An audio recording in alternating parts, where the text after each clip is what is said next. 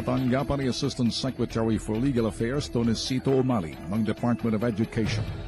Dumulog ang bitag kasamang ina ng estudyanteng na bugbog ng kanyang mga kaklasing bully sa St. James College ng Quezon City. Reklamo ng magulang walang ginagawang aksyon ng prinsipal ng eskwelahan. Ito'y matapos pagtulungan bugbugin ng kanyang anak. Mukha ho nagkakaroon ng environment na bullying. Ayaw na ho pumasok ng anak niya. Natakot na ho eh. Hindi man lang pinatawag ni si Mrs. at yung mga magulang na mag-usap. Kasi mga bata ho yan. Pakay ng bitag ipatawag ng DepEd sa kanilang tanggapan ang pamunuan ng St. James College upang pagpaliwanagin sa kanilang kawalang aksyon. We could either create a fact-finding committee or we just ask the regional director, pwede namin silang atasan yung aming SDS o yung regional director to make a fact-finding investigation. And then they will make a report to us. And we will act accordingly. Sa umpisa pa lang, dismayado na ang bitag sa sagot ni Asik Umali. Now you're saying you're gonna do the procedure and it's gonna go to red tape, dadaan dun sa region, dadaan sa ganito, dadaan sa ganyan. Mawalang galang lang ho. What you're saying, pinapasa mo roon ang galing na kami rito na you can call them because you're the moral authority. And if you're saying pinapasa niyo, what's the use of coming over dito? Wala pa naman kayo. Then we'll take care of business ourselves. Why can't we call them? Why can't we let them come over? Pagkatapos, principal, lika nga sandali rito, usap tayo. Maybe this is the neutral ground na dapat pag-usapan sa DepEd. Hindi sa eskwelahan ninyo. We will do what needs to be done, but not in front of the camera. Why are you doing that? This is something... The right to privacy of a person. Privacy? Wala, hindi naman namin na monitor kung ano sinasabi mo sa kanya. Hindi naman natin binabag yung telepono. You are in the performance of your duty being the DepEd Assistant Secretary and you're performing the job for the government. Isn't it supposed to be, hindi mo po protektahan yung kabila because may agreed party na nandito? Come on, give me a break. You're lawyering. Kapansin-pansin na tila bagang umaaktong tagapagtanggol ng inarereklamong eskwelahan si Asik Umali. Kaya naman nagpasya ng bitag na tapusin na ang pakikipag-usap kay Asik Umali. Walang mapapala ang nagrereklamong ina. What do you mean? I'm lawyering for that? You know what? Thank you so much. Let's go. I just told you. No, thank you. We will do our job. Thank you. Not in front of the Thank you. Thank you. Do your job.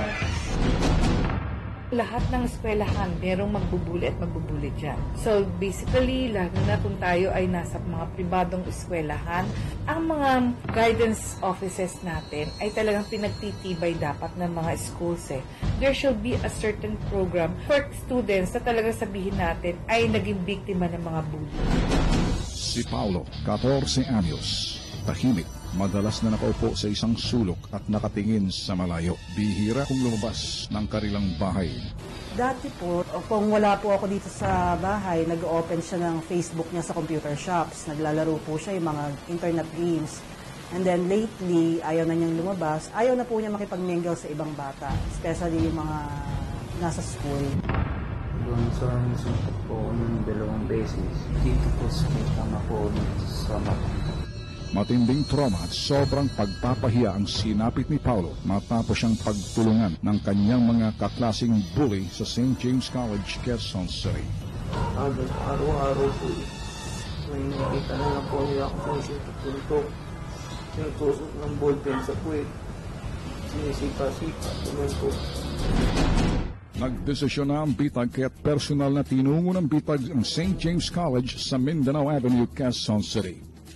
Ito'y upang makumpronta ang principal nito na hindi kaya ng DepEd.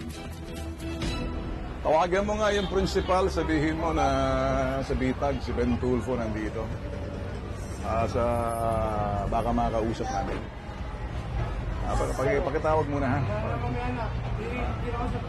Ano sinabi? Sabihin mo, talagang aabangan namin siya hanggat nakakalabas yan. Hindi siya makakalabas yung principal na yan. Sabihin mo, lahat na daanan isi-sealed namin hanggang sa gabi, hindi siya makakalabas, maliban na lamang pag nasa loob yung kotse niya. Sabihin mo sa kanya, pagpitag ng trabaho, hindi makakaligtas yan. Alright? Sige. Ang gusto lang namin makausap at ma-interview siya o mapatanong lang para magkaroon tayo ng solusyon. Tinawag na You. Thank you, ha? Mag-aantay ako. Sige. Okay, inaantay namin. Ito rito yung principal na nagtatago. Titingnan natin kung makakapasok tayo. Target namin yung principal. Ilang minuto lamang ang lumipas, pinapasok na kami sa loob ng campus ng St. James College.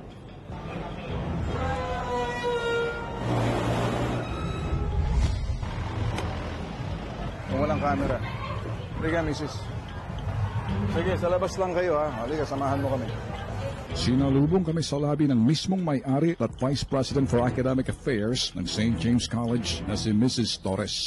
Miss Matye Torres. Yung sa academic vice president for I'm the owner of the school. Oh, okay. Yeah. Hi, I believe you're here for something.